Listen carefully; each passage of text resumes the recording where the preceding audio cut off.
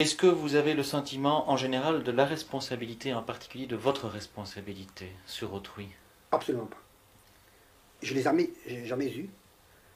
Euh, et même quand j'écris, par exemple, je ne pense jamais que ce que j'écris pourrait faire du mal à quelqu'un d'autre. On dit que Gide a causé la perte d'une génération. Non, non, ça, pour moi, ce problème n'existe pas parce que de toute façon, je n'ai pas de lecteur. Donc, pour moi, j'ai l'avantage, n'est-ce pas? J'ai l'avantage d'être son lecteur. Donc, je ne peux pas avoir ce sentiment de responsabilité. Mais même, de toute façon, je crois que je n'aurai pas. Je crois qu'on écrit pour faire du mal. Pas, dans le sens, enfin, supérieur du mot quand même. Pour troubler, n'est-ce pas? Parce que moi-même, tout ce que j'ai lu dans ma vie, j'ai lu pour être troublé. Pas? Un écrivain qui ne me martyrise pas d'une façon ou d'une autre ne m'intéresse pas. C'est pas ça que il faut que quelqu'un vous fasse souffrir, n'est-ce pas?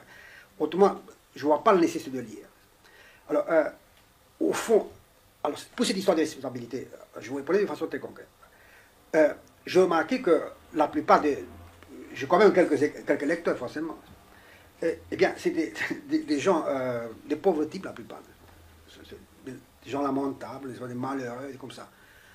Et la plupart, c'est des névrosés. Eh bien, de lire certaines choses de moi, eh bien, ça a été pour eux une sorte de libération.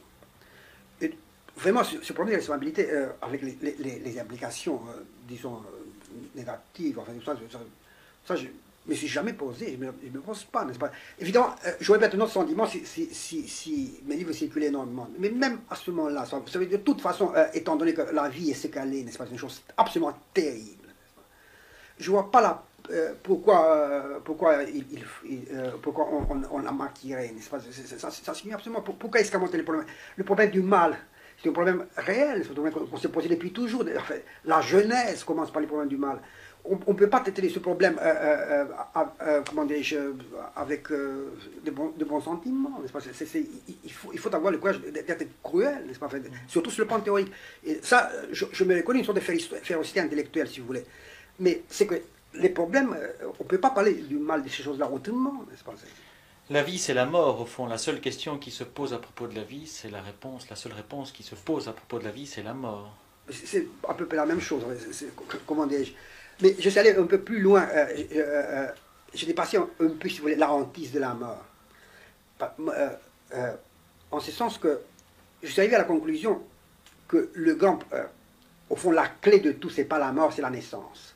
Le drame, c'est pas de mourir, c'est de naître. Et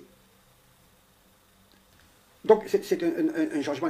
Ça n'empêche pas qu'on puisse être hanté par la mort, ça c'est évident. Mais la clé tout tourne autour de ça. Alors, vraiment, la conclusion à laquelle je suis arrivé, c'est qu'au fond, il valait mieux ne pas naître.